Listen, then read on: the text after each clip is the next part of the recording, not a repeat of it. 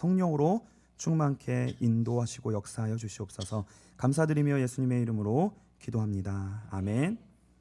우리 하나님의 말씀 보겠습니다. 빌립보서 3장 1절부터 9절 말씀입니다.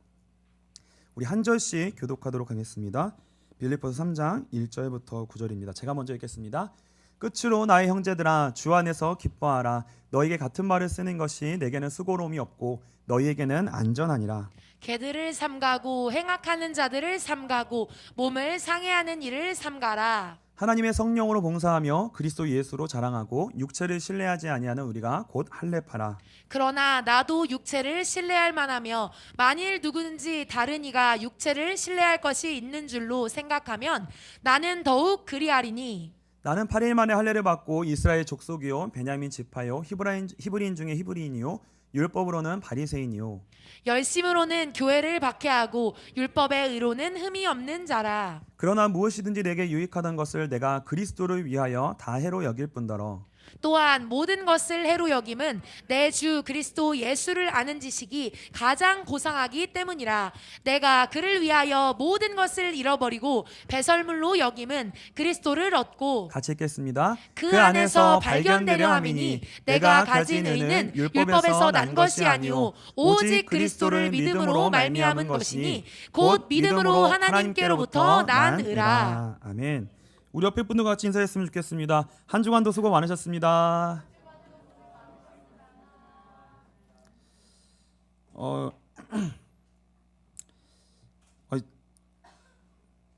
저는 이제 요즘 그 설교자로서 하나님께서 좀 고민하는 시간을 보내게 하시고요. 그런 시간을 좀 주시는 것 같아요. 그래서 이제 지난 시간들을 좀 돌아보면은 항상 정기적으로 주기적으로 그 하나님 앞에서 고민하고 또 하나님 앞에서의 시간을 갖는 그런 시간들을 좀 주셨던 것 같아요. 근데 이제 제가 요즘 고민하고 있는 것은 뭐냐면요. 설교자로서 강단에 선다는 게 어떤 무게감이 있는 건가, 이거에 대해서 좀 고민을 하고 있습니다. 사실 제가 이제 설교자로서 가지고 있는 소망이 무엇이냐면요. 하나님의 말씀을 통해 여러분들의 영혼이 살아나고 회복되는 것입니다. 그게 이제 설교자로서의 사실 유일한 소망이에요. 그리고 그것으로 그치는 것이 아니라 그 은혜가 여러분들의 삶에 흘러가서요. 여러분의 삶과 가정과 관계와 일과 직장의 그 모든 영역에도 그 은혜가 흘러가 연결되는 거예요.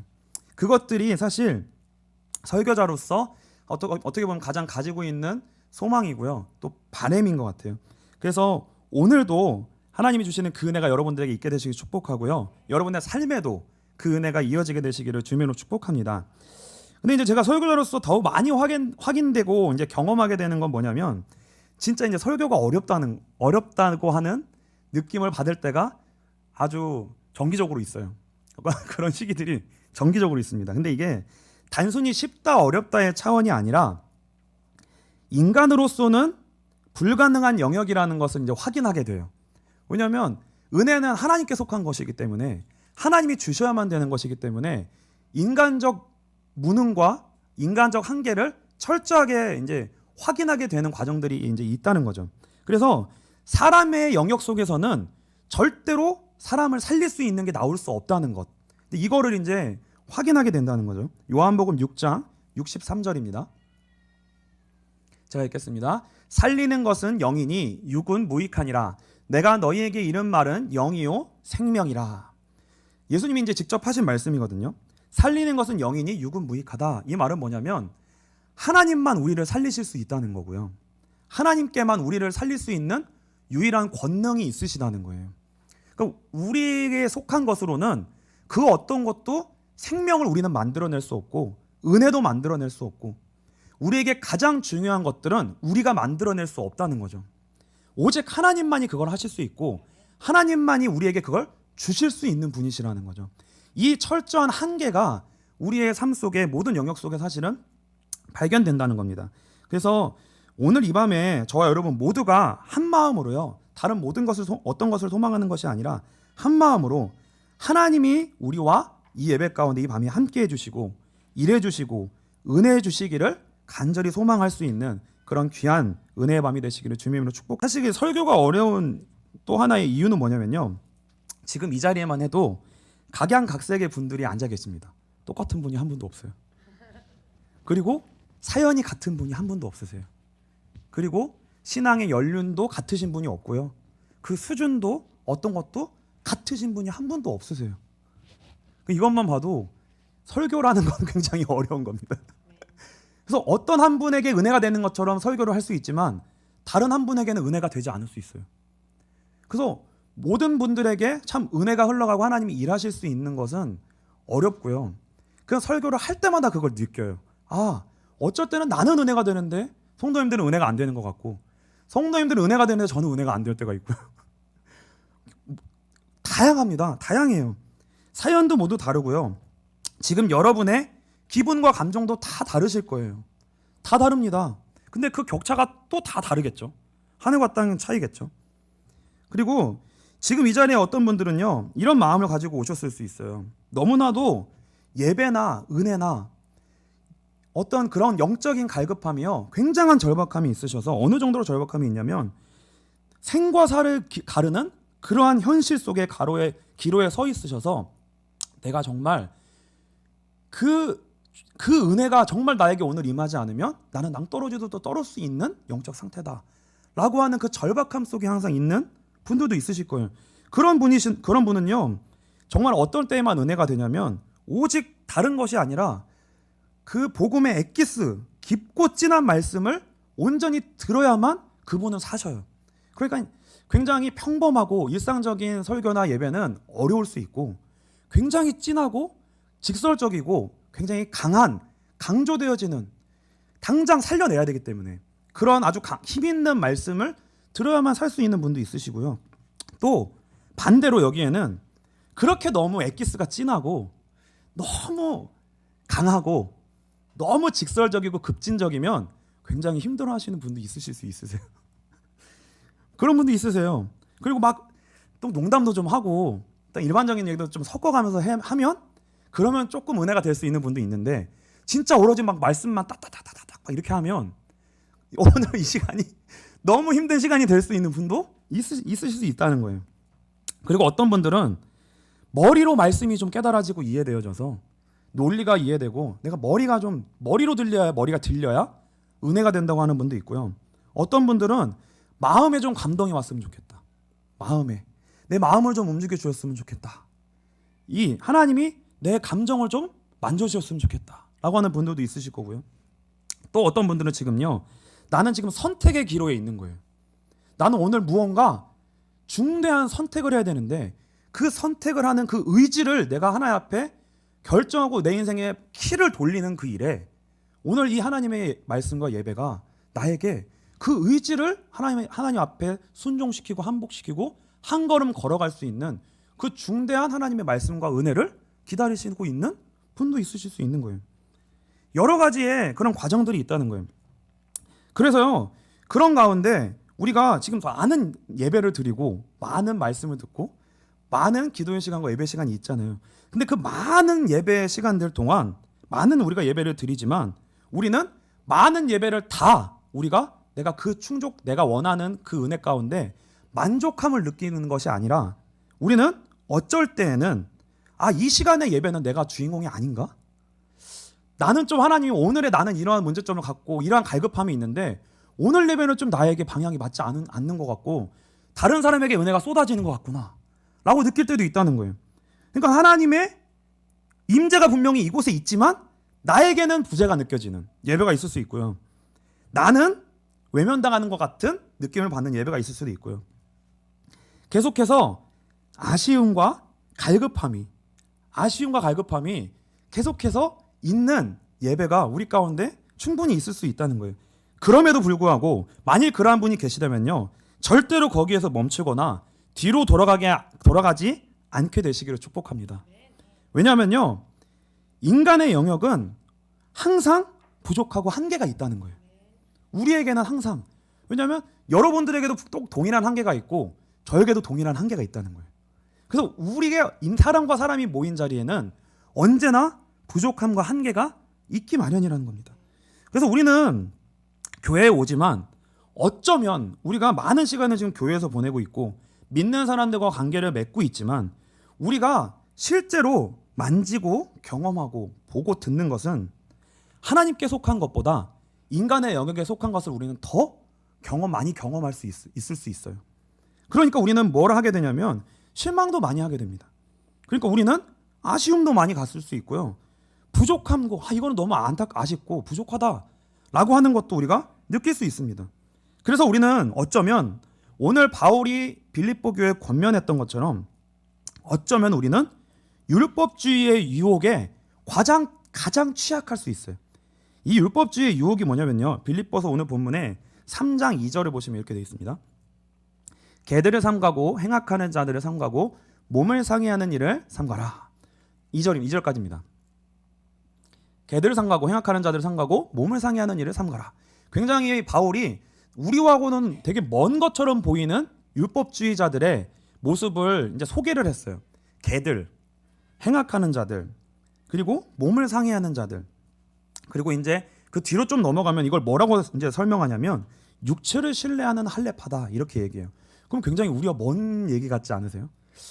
좀 약간 급진적이고 극단적이고 우리에게는 없는 모습처럼 굉장히 보여질 수 있거든요. 그런데 사실 이 사람들은 이상하고 비상식적인 사람들이 아니고요. 어쩌면 지극히 인간적인 사고방식을 가지고 있는 사람들이라고 볼 수 있습니다. 교회 내에서요. 그게 뭐냐면 우리는 얼마든지 각자의 개성과 사고방식에 따라 생각하고 판단할 수 있는 자유의지가 우리에게 있어요. 그래서 우리는 얼마든지 우리의 기준을 가지고 우리의 기준과 판단을 따라 얼마든지 생각할 수 있는, 판단할 수 있는 이제 자유가 있다는 거예요. 권리가 있다는 거예요. 근데 이제 그러한 과정 속에서 우리에게 속한 것들을 얼마든지 우리는 신앙생활하면서 또한 만남 속에서 얼마든지 우리의 그러한 모습들로 가지고 생각하고 관계하고 살아갈 수 있다는 거죠. 근데 그게 그 자체가 문제라는 것이 아니라 그것이 어느 지점에 가면 반드시 그것이 순간 변질되어지고 큰 문제가 되어지는 순간이 있다는 거예요. 그게 뭐냐면요. 우리 안에 이런 마음이 생기게 됩니다. 내가 원하는 기준과 원함이 우리에게는 항상 있어요. 그거는 집에 가도 있고요. 교회 와도 있고요. 어디 가도 있어요. 그렇죠? 우리는 어디 가나 뭐가 보이냐면 부족함이 보이고 아쉬움이 보이고 참 이랬으면 좋겠는데 그렇지 못한 모습이 항상 보여요. 어디 가도요. 그러니까 이 율법주의자들의 모습은 뭐냐면 이겁니다. 어느 지점에 가면 어떻게 되냐면 내가 원하는 기준과 원함 그것이 지금 나에게 그것을 내가 요구하고 그것이 오늘날 나에게 충족되어지고 그것이 나에게 이루어진다면 그것이 하나님이 우리 가운데 거하시지 않아도 괜찮은 것 같은 그것만 되어지면 마치 하나님이 우리 가운데 계시지 않아도 괜찮은 것처럼 우리 안에 우선순위를 차지하고 우리가 그것을 하나님의 임재보다 더 강조하고 붙잡고 다른 사람에게 요구하고 그것 때문에 내가 폭발하고 그거를 너무 내가 더 강조하게 붙잡고 있어서 그것으로 말미암아 뭐예요? 그것이 우리 안에 우선순위를 차지할 위험성이 있다는 거예요. 얼마든지 그 위험성이 있다는 겁니다. 그래서 바울이 지금 사실 강조하고 있는 지점은요. 우리가 굉장히 오늘 본문이 극단적으로 보일 수 있어요. 어떻게 어느 정도로 극단적으로 보이냐면 다 필요 없어.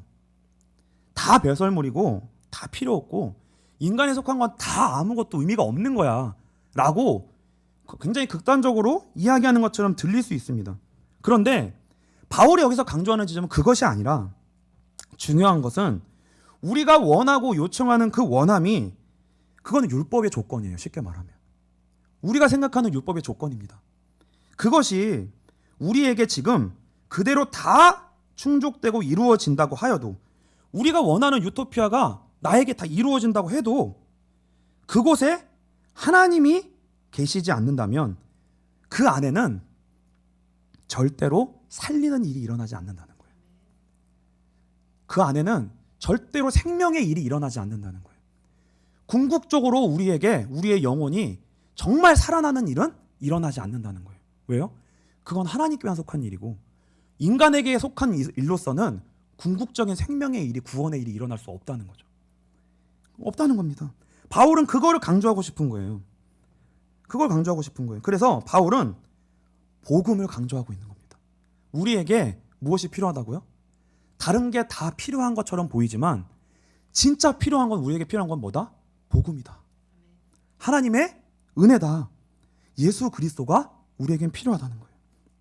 그래서 교회는 무엇이 우선되어져야 되냐면, 많은 것들이 필요할 수 있지만 그것이 필요하지 않다는 얘기가 아니라 정말 우리에게는 가장 우선적으로 예수 그리스도와 그 복음이 절대적으로 먼저 필요하구나.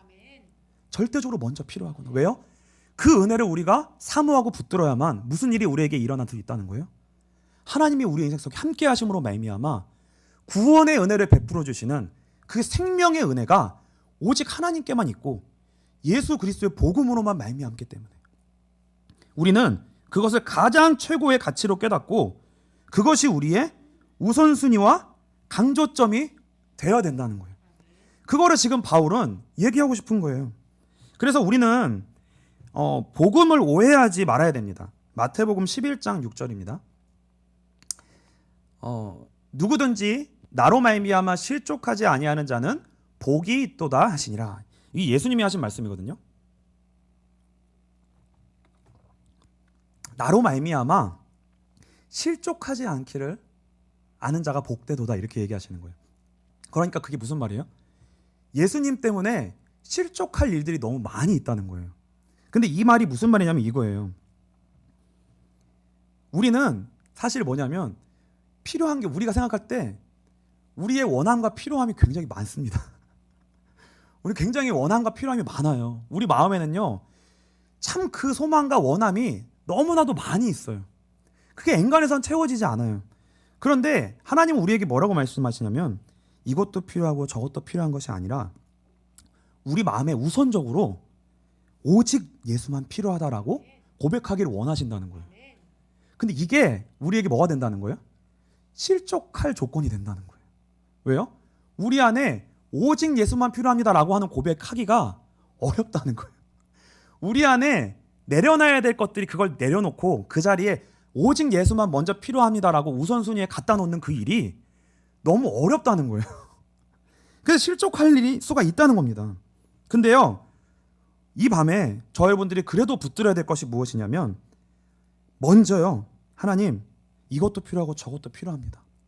내 안에 사실은 다른 것들이 필요하고 원하고 그것으로 말미암아 시험될 일이 제 안에 너무나 많습니다. 그런데 하나님, 오늘 이 시간만큼은 오직 예수가 필요하다고 고백하기를 원합니다. 하나님, 은혜를 주십시오.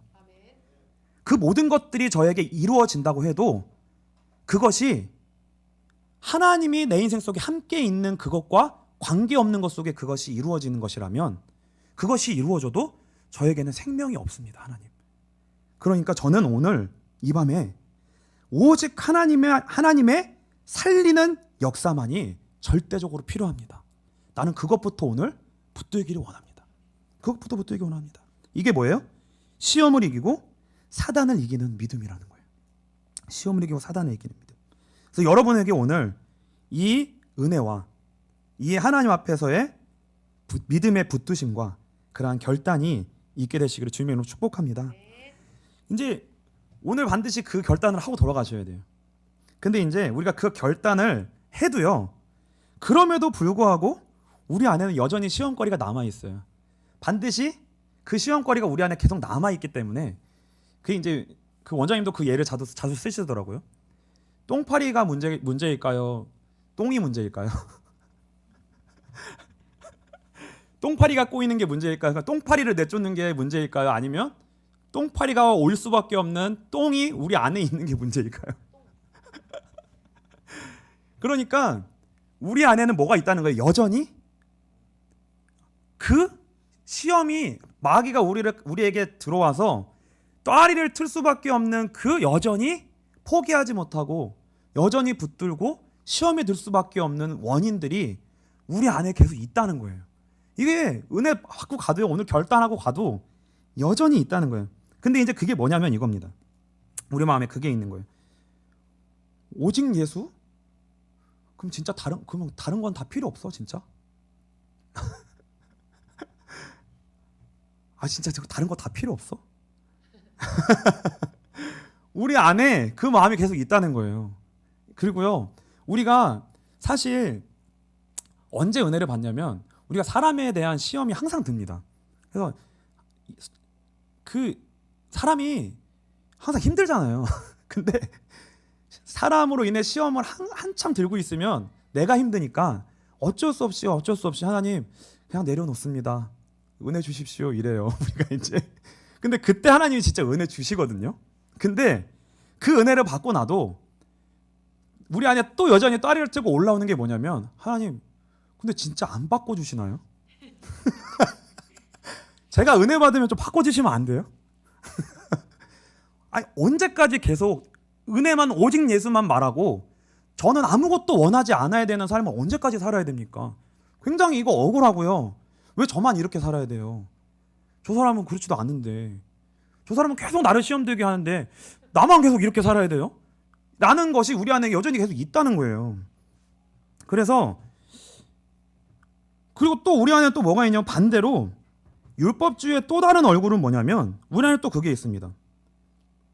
그래 그냥 오직 예수만 생각하고 그래 오직 예수니까 그래 진짜 다른 것은 필요 없겠지. 다른 것은 진짜 필요 없겠지. 그래서 뭐예요? 우리의 책임을 회피하고 싶은 마음이 또 우리 안에 있다는 거예요.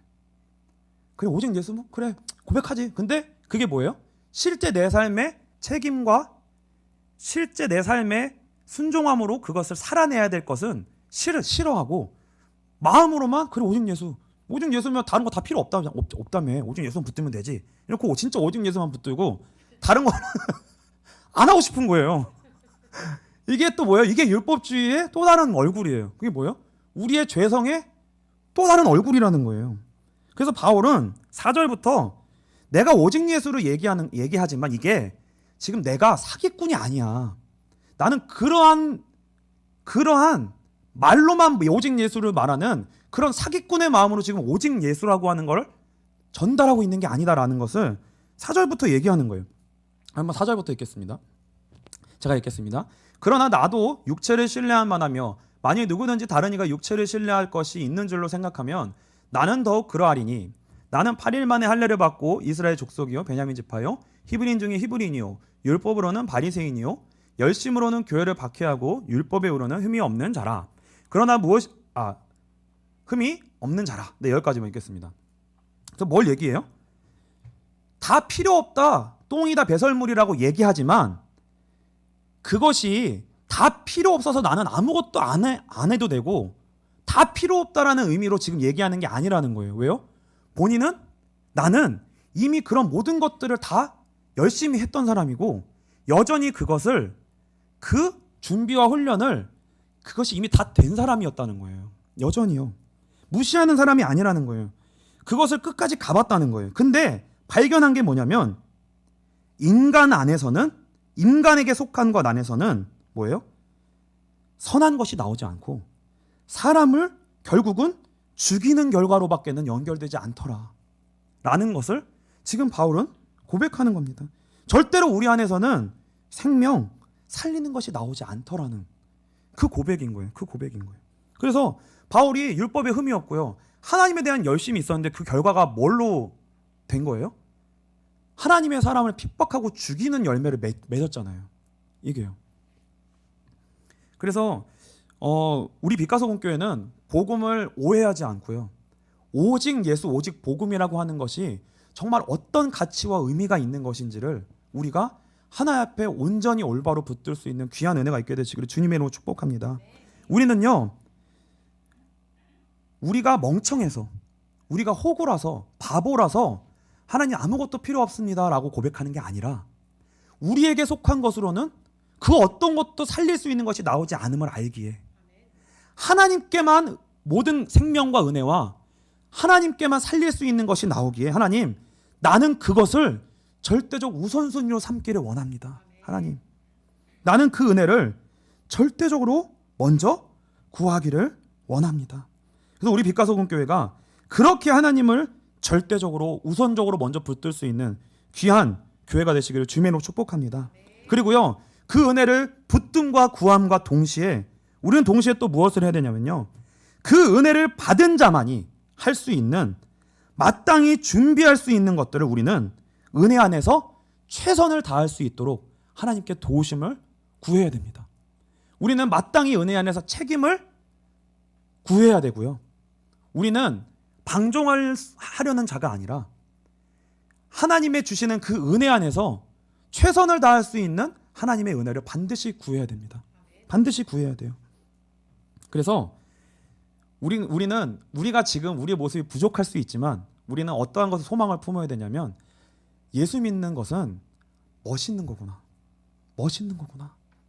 예수 믿는 것은 정말 다른 믿지 않는 사람보다 훨씬 고급하고 멋있는 거구나. 훨씬 멋있구나. 그래서 제가 먼저 그런 사역자가 될 수 있도록 더 애를 쓰고요.